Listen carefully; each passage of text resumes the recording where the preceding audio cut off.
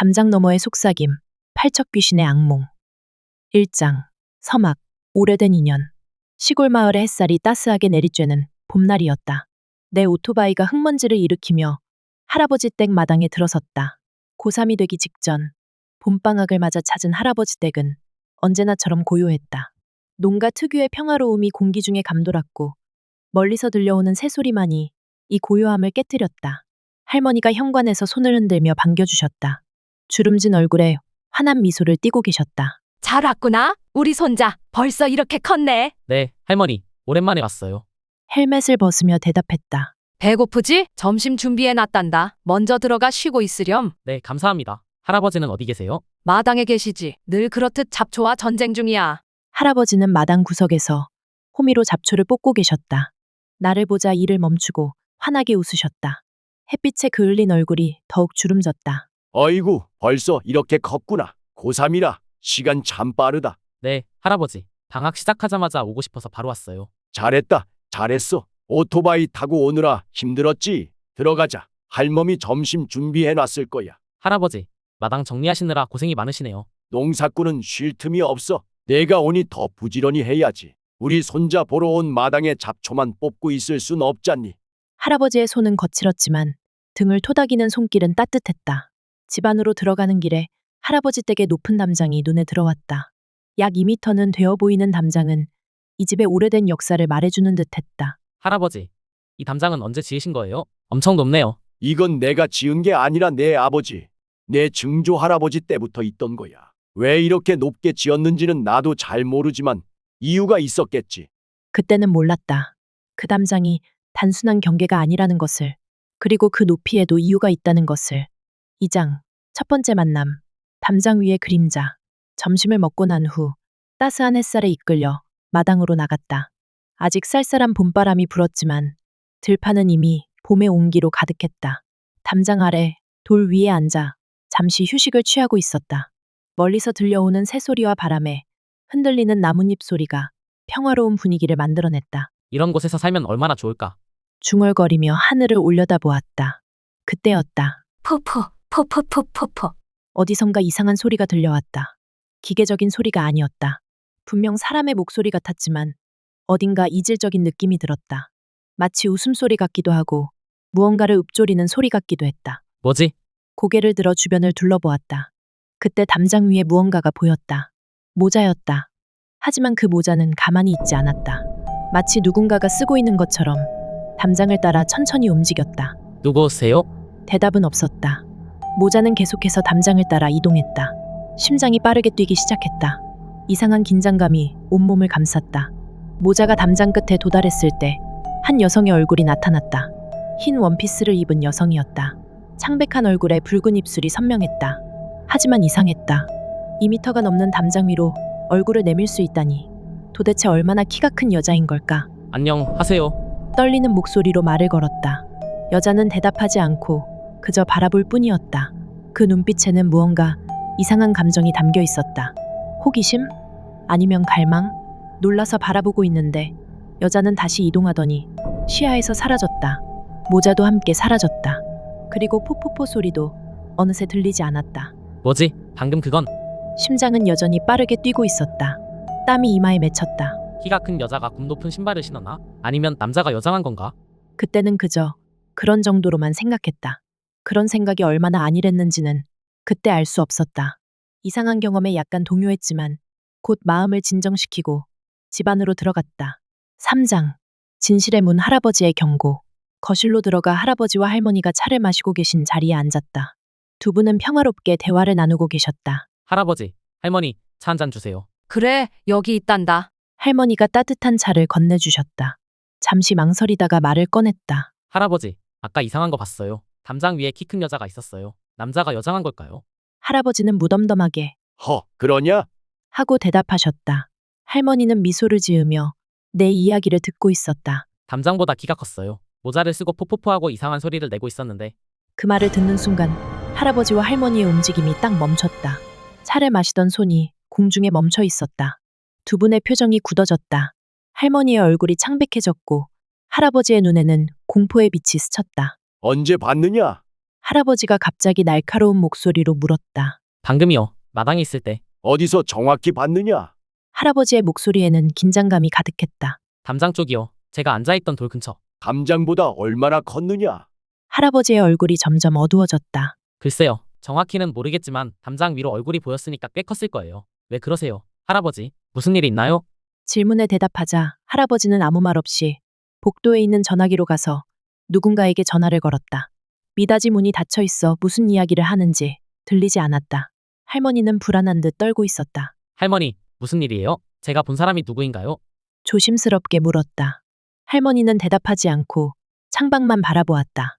그녀의 눈에는 두려움이 가득했다. 할머니, 제발 말씀해 주세요. 무슨 일인지. 조용히 해라. 할아버지가 돌아오실 거야. 잠시 후 할아버지가 돌아오셨다. 그의 얼굴은 더욱 굳어 있었다. 오늘은 자고 가거라. 아니, 오늘은 돌려보낼 수가 없게 됐다. 할아버지의 표정은 내가 본 적 없는 심각함을 담고 있었다. 제가 뭐 잘못했나요? 불안하게 물었다. 아니다. 내 잘못이 아니야. 할아버지는 깊은 한숨을 내쉬었다. 할멈 뒤를 부탁해. 나는 몽포 할멈 데리러 갔다 올 테니. 몽포 할멈이 누구예요? 물었지만 대답을 듣지 못했다. 할아버지는 경트럭 열쇠를 들고 밖으로 나가셨다. 그의 발걸음은 무거웠고 어깨는 무언가에 짓눌린 듯 보였다. 사장, 어둠의 계시, 팔청님의 정체. 할머니와 둘만 남게 되자 조심스럽게 물었다. 할머니, 대체 무슨 일이에요? 제가 본 사람이 누구인가요? 왜 할아버지가 그렇게 놀라셨어요? 할머니는 떨리는 손으로 내 손을 잡았다. 그녀의 손은 차가웠다. 팔청님 마음에 든 모양이다. 할아버지가 어떻게든 해주실 거야. 아무 걱정 안 해도 된다. 팔청님이요? 그게 누구예요? 할머니, 할머니는 깊은 한숨을 내쉬더니 이야기를 시작했다. 이 마을에는 오래전부터 팔청님이라는 존재가 있단다. 이름 그대로 팔척. 약 2.4m의 키를 가진 여성의 모습을 한 존재지. 포포포포하는 이상한 웃음소리를 내면서 나타나. 그게 진짜 있다고요? 믿기지 않았다. 유령 같은 건가요? 유령이라기보다는 더 오래된 존재지. 이 마을이 생기기 전부터 있었다고 해. 어떻게 그런 게 존재할 수 있어요? 그냥 키 큰 사람 아닌가요? 사람마다 다르게 보인대. 어떤 이는 상복 입은 젊은 여자로, 어떤 이는 화려한 옷을 입은 노파로. 하지만 공통점이 있어. 키가 크고 머리에 뭔가를 올리고 있으며 그 이상한 웃음소리를 낸다는 거지. 할머니의 목소리가 점점 작아졌다. 왜 이 마을에 있는 거예요? 옛날에는 여행자들에게 붙었다는 소문이 있어. 정확한 건 모르지만 이 지역에 지장보살에 의해 봉인되어 있어서 외부로 나가지는 못한다고 해. 봉인이요? 마치 동화 같은 이야기네요. 동화가 아니야. 할머니의 목소리가 갑자기 날카로워졌다. 이건 실제로 일어난 일이야. 내가 어렸을 때도 팔청님 때문에 사람이 죽었어. 죽었다고요? 그럼 제가 본 건 팔청님의 마음에 들면 수일 안에 잡혀 죽게 된단다. 마지막으로 피해가 나온 건 15년 전이었지. 할머니의 말에 등골이 오싹해졌다. 창밖은 어느새 어두워지기 시작했고 할아버지는 아직 돌아오지 않았다. 그럼 저는 어떻게 되는 거예요?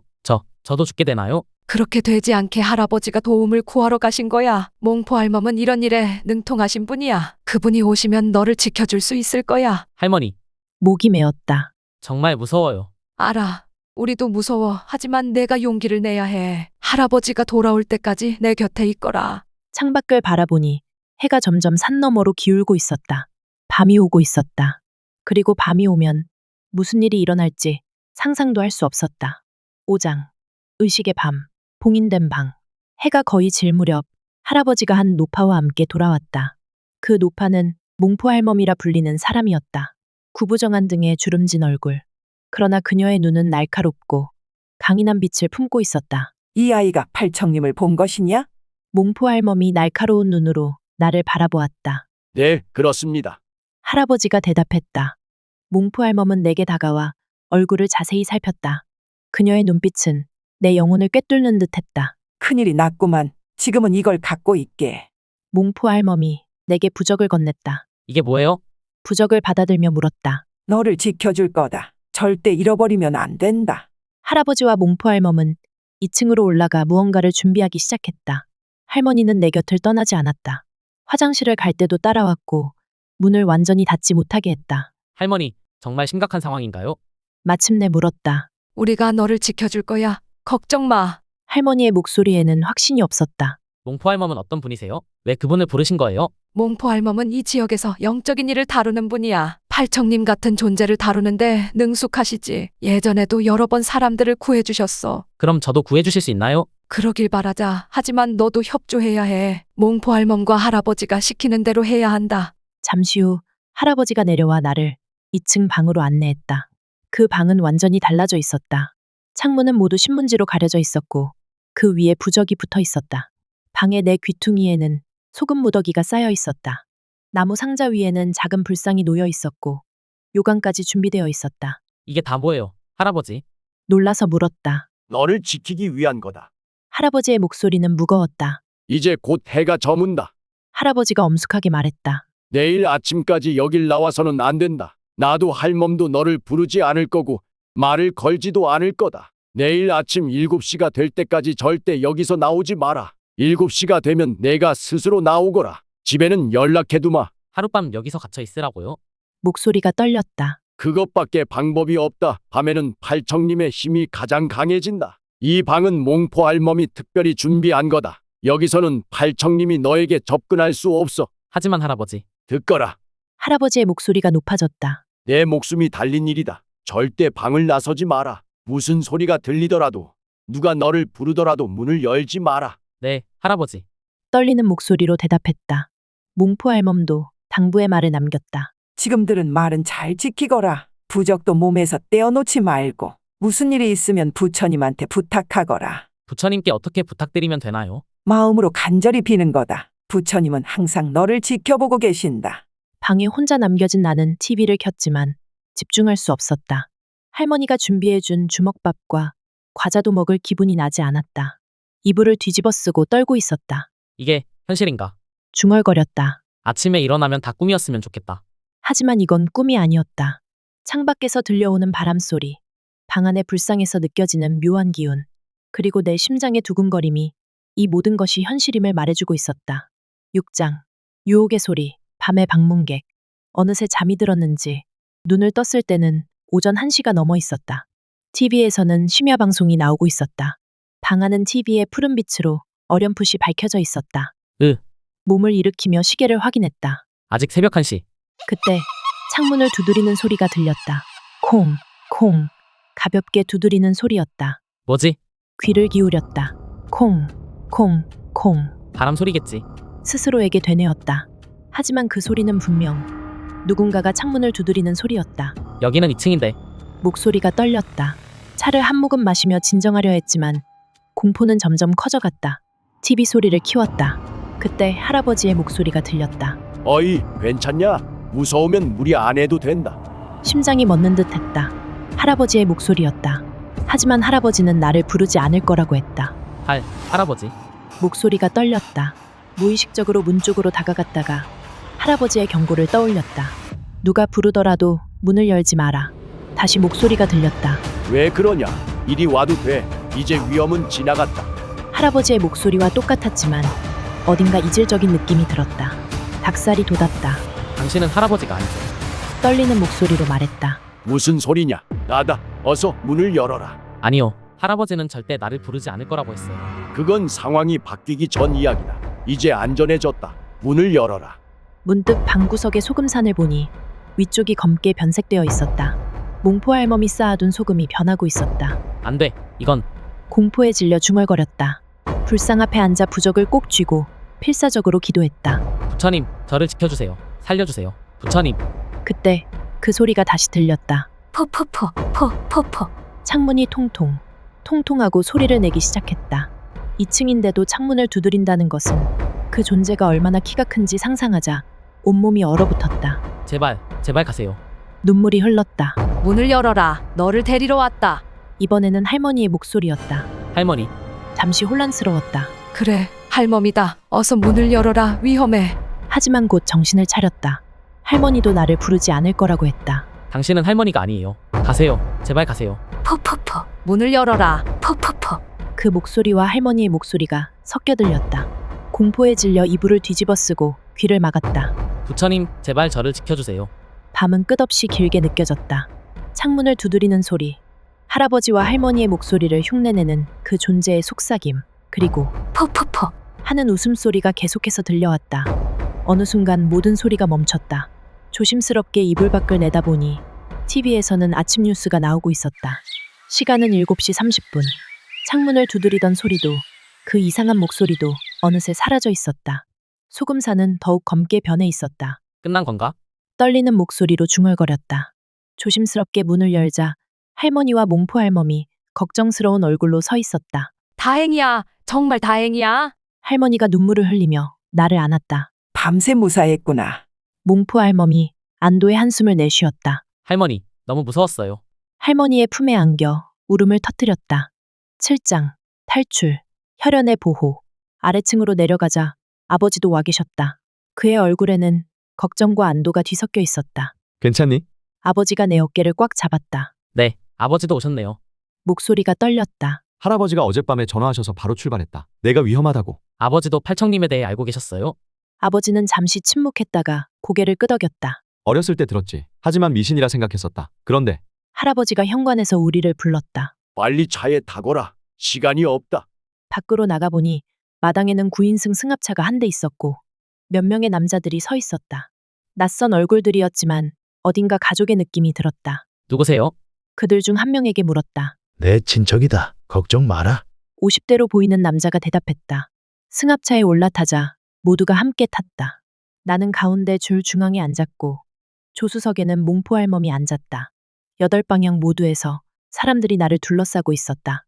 마치 인간 방패처럼. 이게 다 뭐예요? 왜 이렇게 많은 사람들이? 떨리는 목소리로 물었다. 큰일이 났구만. 오른쪽에 앉은 50대 남자가 말했다. 신경 쓰일지도 모르겠지만 지금부터는 눈을 감고 아래를 보고 있거라. 우리한테는 아무것도 안 보이지만 너한테는 보일지도 모르니까 됐다고 할 때까지 참고 눈을 뜨지 말아라. 네, 두려움에 떨며 대답했다. 할아버지의 경트럭이 선두, 내가 탄 승합차가 중간, 아버지의 승용차가 마지막인 순서로 천천히 움직이기 시작했다. 속도는 20km도 되지 않았다. 왜 이렇게 천천히 가요? 눈을 감은 채 물었다. 빨리 가면 그것이 따라잡기 쉬워진다. 몽포 할멈이 대답했다. 천천히 가야 의식이 제대로 작동한다. 의식이요? 여기가 힘내야 할 때다. 몽포 할멈이 말하고는 연불을 외기 시작했다. 그녀의 연불 소리가 차 안을 가득 채웠다. 다른 사람들도 작게 기도를 읊조리기 시작했다. 이상한 평화가 잠시 감돌았다. 그때 그 소리가 들렸다. 포포포. 몸이 굳어버렸다. 그 목소리는 바로 차 밖에서 들려오는 것 같았다. 움직이지 마라. 눈도 뜨지 마라. 옆에 앉은 남자가 단단히 내 팔을 잡았다. 부적을 꼭 쥐고 눈을 감았지만 호기심이 일었다. 정말 따라오고 있는 걸까? 살짝 실눈을 떴다. 하얀 원피스가 차를 따라 이동하고 있었다. 그 큰 걸음으로 따라오는 모습이 보였다. 머리는 창문 밖에 있어 보이지 않았지만 곧 머리를 숙이는 듯 했다. 창문을 들여다보려는 듯 했다. 헛, 무의식적으로 소리를 냈다. 보지 마. 옆에서 거친 목소리가 들렸다. 당황해서 눈을 꼭 감고 부적을 더 강하게 쥐었다. 심장이 터질 듯이 뛰었다. 콩, 콩, 콩. 창문을 두드리는 소리가 시작됐다. 주위 사람들도 짧게 놀라는 소리를 냈다. 보이지 않아도 느낄 수 있구나. 누군가 중얼거렸다. 몽포 할멈의 연불 소리가 더 커졌다. 그녀의 목소리에는 힘이 실렸다. 나무아미타불, 나무아미타불. 차는 계속해서 느리게 움직였다. 창문을 두드리는 소리는 점점 더 격렬해졌다.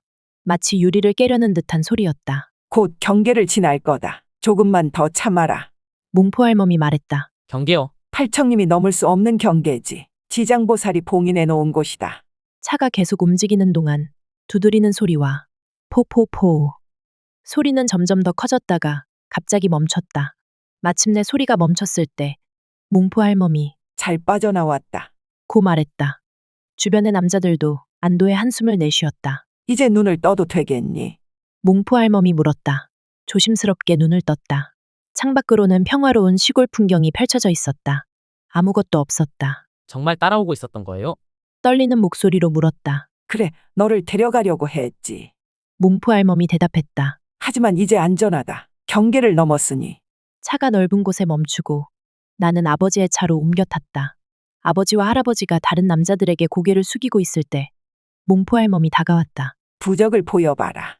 내가 쥐고 있던 부적은 전체가 거무스름하게 변해 있었다. 마치 불에 탄 것처럼. 이게 어떻게 된 거죠? 놀라서 물었다. 팔청님의 기운을 흡수한 거다. 내 대신 부적이 피해를 받은 거지. 이제 괜찮다고 생각하지만 만약을 위해 한동안 이걸 갖고 있거라. 몽포 할멈이 새 부적을 건네주었다. 정말 감사합니다. 고개를 숙였다. 조심하거라. 한동안은 할아버지 댁에 가지 마라. 팔청님의 기억은 오래가니까. 8장 귀환. 평범한 일상으로 아버지의 차에 타고 집으로 돌아가는 길. 아버지는 오랫동안 침묵을 지키다가 말을 꺼냈다. 팔청님에 대해 들었니?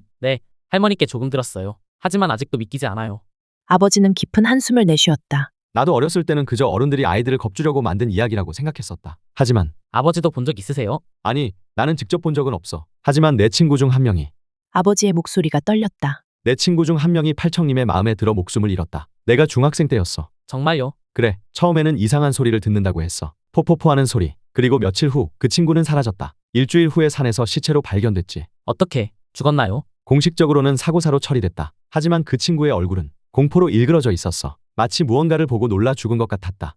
차 안이 침묵에 잠겼다. 다른 사람들은 어떻게 됐나요? 팔청님의 마음에 들었지만 살아남은 사람들도 있나요? 있지. 마음에 들어져서 다른 곳으로 이사한 사람도 알고 있어. 이 지역을 완전히 떠나면 살 수 있다고 해. 하지만 모두가 그렇게 운이 좋지는 않았어. 승합차에 탔던 사람들은 누구였어요? 모두 할아버지 일족에 관계 있는 사람들이야. 다시 말해 아주 역계라도 너와 혈연 관계에 있는 사람들이지. 왜 혈연 관계가 중요한 거예요? 팔청님의 눈을 속이기 위해서야. 팔청님은 혈연으로 연결된 사람들 사이에서는 목표를 혼동한다고 해. 특히 같은 성별, 비슷한 나이, 혈족이 많을수록 효과적이라고. 그래서 그렇게 많은 사람들이 그래, 내 백부님도 오고 싶어 했지만 하룻밤에 여기까지 올 수 없었어. 그래서 가까이 살고 있는 친척들을 급히 불러 모은 거야. 그들이 저를 위해 위험을 무릅썼군요. 가족이니까 할아버지나 나도 최악의 경우에는 대신할 각오였어. 대신이요? 팔청님은 한 번에 한 사람만 데려간다고 해. 만약 내가 아니라 우리 중 누군가를 선택하게 만들 수 있다면.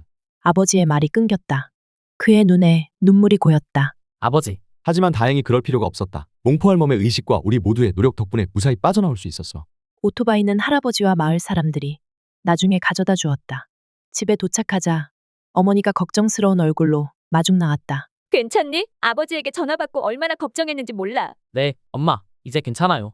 그날 밤 내 방에 누워 천장을 바라보며 생각했다. 정말 팔청님이 존재하는 걸까? 아니면 모두의 집단 환각일까? 하지만 내가 본 것, 들은 것, 느낀 것은 너무나 생생했다. 9장 후일담 봉인의 파괴. 그 사건 이후 10년이 흘렀다. 나는 도쿄에서 직장을 구해 평범한 일상을 살고 있었다. 가끔 악몽에서 포포포 소리를 듣곤 했지만 시간이 지나면서 그 기억은 희미해져 갔다. 할아버지는 2년 전에 돌아가셨다.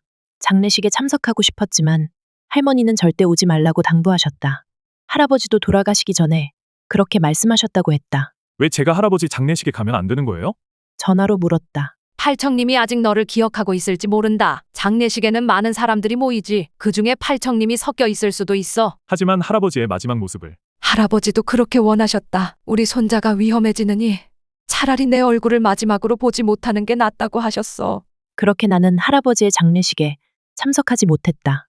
그 후로도 할머니는 내가 그 마을에 오는 것을 허락하지 않으셨다. 그러던 어느 날 갑자기 할머니에게서 전화가 왔다. 할머니, 오랜만이에요. 잘 지내세요? 할머니의 목소리는 떨리고 있었다. 큰일 났다. 팔청님을 봉인하고 있는 지장님이 누군가에게 부서졌다. 그것도 너희 집으로 통하는 길에 있는 게. 심장이 빠르게 뛰기 시작했다. 부서졌다고요? 어떻게요? 모르겠다. 누군가 일부러 그런 것 같아. 지장님 머리가 완전히 깨져 있었어. 그럼 팔청님이 그래, 이제 팔청님은 자유롭게 그 경계를 넘을 수 있게 됐다. 전화를 끊은 후 창밖을 바라보았다. 도쿄의 번화가는 평소와 다름없이 분주했다. 하지만 내 마음속에는 불안감이 가득했다. 미신이야, 그냥 미신. 스스로에게 되뇌었다. 하지만 그날 밤부터 불면증이 시작됐다. 10장 재회 포포포의 귀환. 일주일 후 퇴근길에 오랜 친구를 만났다. 대학 시절부터 알고 지낸 친구였다. 오랜만이다. 어디 가는 길이야? 친구가 반갑게 말을 걸었다. 그냥 집에 가는 길이었어. 너는? 나도 근처 카페에서 커피 한잔 할래? 카페에 앉아 이런저런 이야기를 나누다가 문득 할머니의 전화가 생각났다. 있잖아.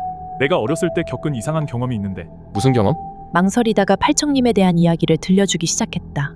처음으로 누군가에게 그 이야기를 하는 것이었다. 그게 10년도 더 전 이야기야. 내가 말했다. 그 뒤로 할아버지 댁에 다시 간 적이 없어. 안 간 게 아니라 못 간 거지. 정말 무서운 이야기네. 친구가 떨리는 목소리로 말했다. 아버지에게 들었는데 승합차에 탔던 남자들은 모두 할아버지 일족과 관련된 사람들이래. 즉, 나와 혈연 관계가 있는 사람들이었던 거지. 팔청님의 눈을 속이려고 그랬다고 해. 그런데 왜 갑자기 이 이야기를 하는 거야? 깊은 한숨을 내쉬었다. 어제 할머니한테서 전화가 왔어. 팔청님을 봉인하고 있는 지장님이 누군가에게 부서졌다고. 그것도 우리 집으로 통하는 길에 있는 거래. 친구의 얼굴이 창백해졌다. 할아버지는 2년 전에 돌아가셨어. 당연히 장례식에는 참석 못했지. 할아버지도 돌아가시기 전에 절대 오지 말라고 하셨대. 그럼 지금은 어떻게 할 거야? 창밖을 바라보았다. 비가 내리기 시작했다. 미신이라고 생각하려고 해. 하지만 말을 멈추고 귀를 기울였다. 빗소리 사이로 무언가가 들리는 것 같았다. 포포, 포. 내 얼굴이 공포로 일그러졌다. 방금 뭔가 들었어? 고개를 저었다. 아니, 아무것도 아니야. 그냥 빗소리겠지. 하지만 카페 창가에 비친 모습을 보니 우산을 쓴 키 큰 실루엣이 우리를 향해 다가오고 있었다. 우산 아래 하얀 무언가가 보였다. 원피스였다. 가자. 급하게 일어났다. 지금 당장 여기서 나가자. 왜? 무슨 일이야? 친구가 놀라서 물었다. 저기 봐. 떨리는 손으로 창밖을 가리켰다. 친구는 창밖을 바라보았지만 그의 표정은 변하지 않았다. 뭘 보라는 거야? 그냥 사람들이 지나가고 있잖아. 저기 하얀 원피스 입은 여자 안 보여? 하얀 원피스? 없는데? 심장이 빠르게 뛰었다. 내 눈에만 보이는 건가? 가자, 제발. 친구의 팔을 잡아 끌었다. 카페를 나와 비를 맞으며 뛰기 시작했다. 친구는 어리둥절한 표정이었지만 내 다급함에 따라왔다. 대체 무슨 일이야? 비를 맞으며 친구가 소리쳤다. 뒤를 돌아보니 그 하얀 실루엣이 천천히 우리를 따라오고 있었다. 저기 봐. 소리쳤다. 친구는 다시 뒤를 돌아보았지만 여전히 아무것도 보지 못하는 듯했다. 아무도 없어. 너 괜찮아? 나만 볼 수 있는 거야? 공포가 온몸을 감쌌다. 갑자기 머릿속에 몽포할멈의 말이 떠올랐다. 팔청님의 마음에 든 사람만이 그 모습을 볼 수 있다. 택시를 잡아 집으로 향했다. 집에 도착해서도 창밖을 계속 확인했다. 아무것도 보이지 않았다. 잠시 안도했다. 그날 밤 침대에 누워있을 때였다. 콩, 콩, 콩. 창문을 두드리는 소리가 들렸다. 나는 15층에 살고 있었다. 포포, 호. 그 소리가 다시 들렸다. 이불을 뒤집어 쓰고 떨기 시작했다. 부처님, 저를 지켜주세요. 몽포 할멈이 준 부적을 아직도 가지고 있었다. 부적을 꺼내 꼭 쥐었다. 콩, 콩, 콩. 소리는 점점 더 커졌다. 이제 문을 열어라. 너를 데리러 왔다. 그날 밤 나는 한숨도 자지 못했다. 아침이 되자 소리는 멈췄다. 하지만 나는 알고 있었다. 팔청님이 나를 찾아왔다는 것을. 다음 날 즉시 몽포 할멈에게 연락했다. 그녀는 이미 알고 있었다. 봉인이 깨졌다. 너는 이제 안전하지 않아. 어떻게 해야 하나요? 이 나라를 떠나라. 바다 건너로. 팔청님은 바다를 건널 수 없다. 그날로 나는 회사에 사표를 냈다. 해외 취업을 준비하기 시작했다. 그리고 한 달 후 나는 미국행 비행기에 올랐다. 비행기가 이륙하는 순간 창밖을 내다보니 활주로 끝에 하얀 원피스를 입은 여자가 서 있는 것이 보였다. 그녀는 천천히 손을 흔들고 있었다. 포포, 포. 그 소리가 마지막으로 들렸다. 비행기가 구름 위로 올라가자 그 모습은 시야에서 사라졌다. 나는 이제 미국에서 새 삶을 시작했다. 가끔 악몽에서 포포포 소리를 듣지만 현실에서는 더 이상 그 소리를 듣지 않는다.